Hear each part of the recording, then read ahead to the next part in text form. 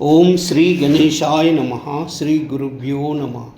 श्री सरस्वती द्वादश नाम स्तोत्रम। सरस्वती त्वयं दृष्ट्वा वीणा पुस्तकधारिणी हंसवाहन समायुक्ता विद्यादानकरी मम। प्रथमं भारती नामं द्वितीयं च सरस्वती तृतीयं शारदा देवी चतुर्थं हंसवाहन पंचमं जगति ख्यातं षष्ठं च वागीश्वरी तदा कौमारी सप्तमं प्रोक्ताम् अष्टमं ब्रह्मचारिणी नवमं बुद्धिदात्री च दशमं वरदायिनी एकादशं क्षुद्रघण्टा द्वादशं भुवनेश्वरी।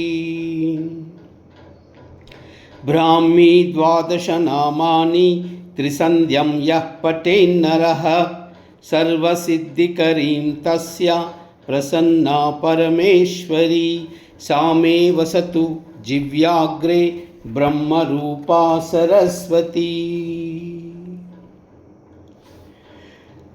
प्रथमं भारती नाम द्वितीयं च सरस्वती तृतीयं शारदा देवी चतुर्थं हंसवाहना पंचमं जगति ख्यातं षष्ठं च वागीश्वरी तदा कौमारी सप्तमं प्रोक्ताम् अष्टमं ब्रह्मचारिणी नवमं बुद्धिदात्री च दशमं वरदायिनी एकादशं क्षुद्रघण्टा द्वादशं भुवनेश्वरी।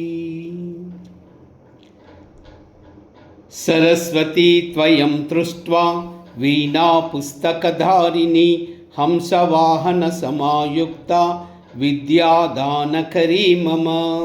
प्रथमं भारती नामं द्वितीयं च सरस्वती तृतीयं शारदा देवी चतुर्थं हंसवाहन पंचमं जगति ख्यातं षष्ठं च वागीश्वरी तदा कौमारी सप्तमं प्रोक्ताम् अष्टमं ब्रह्मचारिणी नवमं बुद्धिदात्री च दशमं वरदायिनी एकादशं क्षुद्रघण्टा द्वादशं भुवनेश्वरी।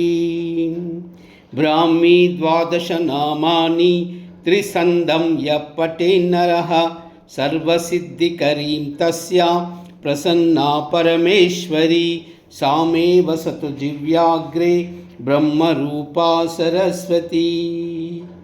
ओम